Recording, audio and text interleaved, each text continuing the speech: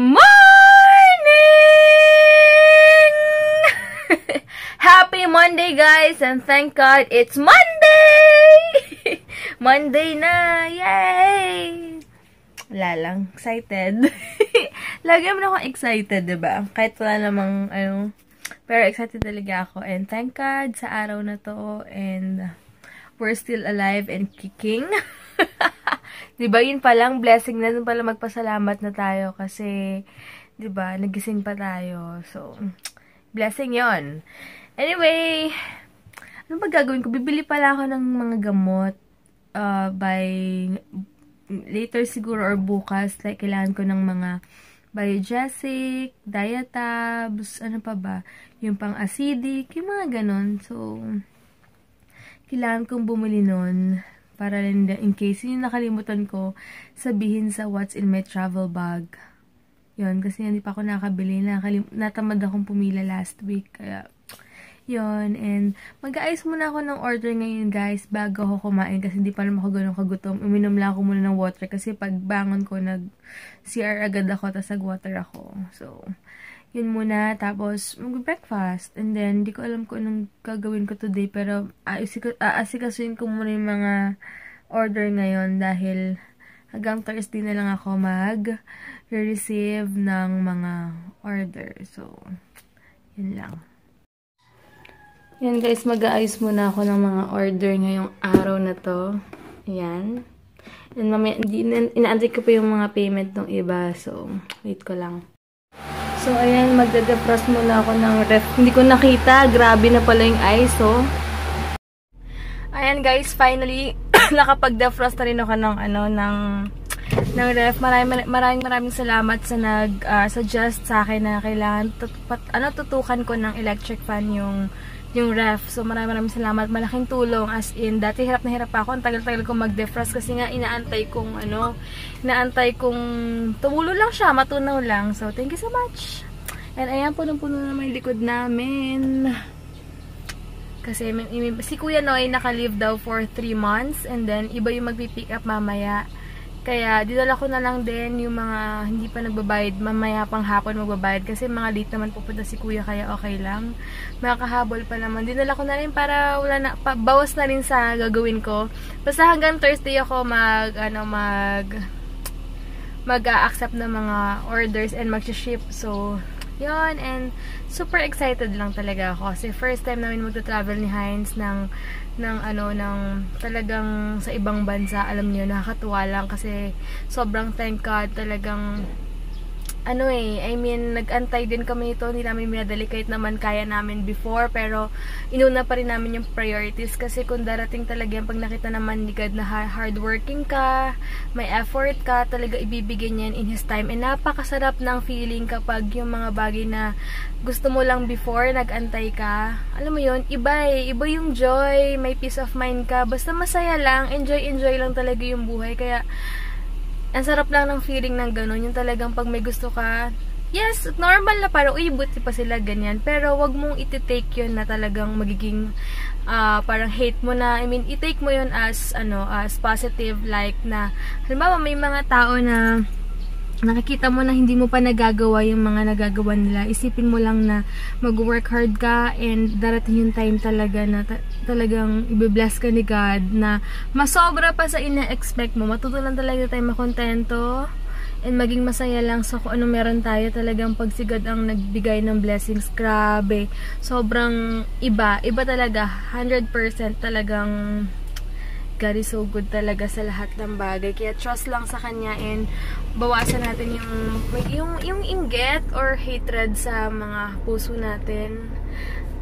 Pag nabawasan yun talaga yung blessings, makikita nyo, parang isipin nyo, ay, ganito pala, unexpected, ang dami unexpected blessings talaga. So, natutuwa lang ako kasi talagang masasabi namin na na pinagtrabahuhan din namin ni Heinz yung mga kung ano man yung nararanasan namin sa mundo to. Syempre with God's help talagang siya yung nagmumultiply para magawa namin yung gusto namin. Ginagawa lang talaga namin yung part namin, and si God na bahala sa lahat. So nakakatuwa lang. Napadaldala naman ako, pasensya na sobrang di ko lang talaga matago yung kasiyahan ko kasi minsan na-amaze na rin ako sa mga nangyayari sa buhay namin na basta nakakatuwa. Sobrang, minsan magugulat ko na lang na, ganito na pala, parang, wow, iba talaga. So, God is so amazing, grabe. Kaya, sa mga viewers dyan, na nawawalan ng pag-asa, or kung ano man, basta think positive, guys. Alisin natin yung nega. Talagang, walang imposible kay God. I-obey lang natin siya, and magpakatotoo lang tayo sa sarili natin. Matuto tayo makontento, and God will do the rest talaga. So, yun lang. Alis na ako, guys. Di pa ako makain. 2:30 na, pero nag-heavy breakfast naman ako. Nag-eggnog pa ako. So, baka sa gym na ako kumain.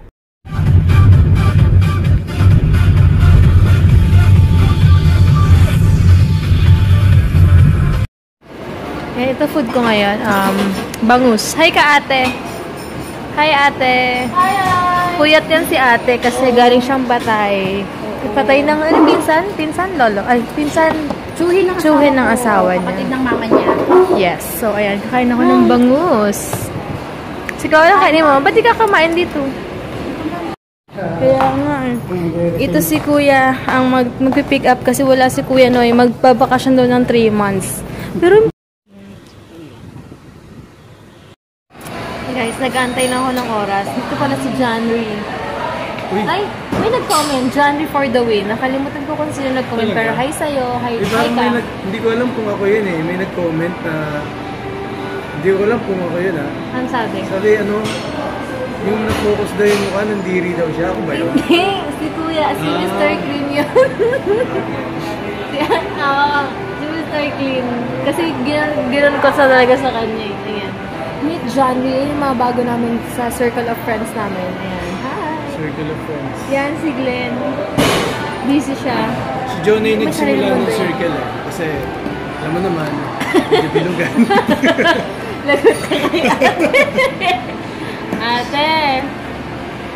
Wait lang. Wala si Adriana. Kasi maglilip siya sa Thursday kasi namatay yung tito niya. So, makikilibing siya. Thursday yata yung libing. So, nag-antay na lang ako ng oras.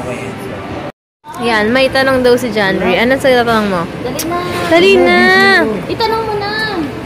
Dali na habang walang mga ano. Ano yung mga reklamo naman tayo? Game! Hindi ako marireklamo. Bakit ako marireklamo? Nasa pwesto naman ako. Nagtatrabaho naman siya. Wala naman yung ano. Game. Ano tanong mo? Dali na! Hindi mo na ano. Wala akong tanong. Ay, nako.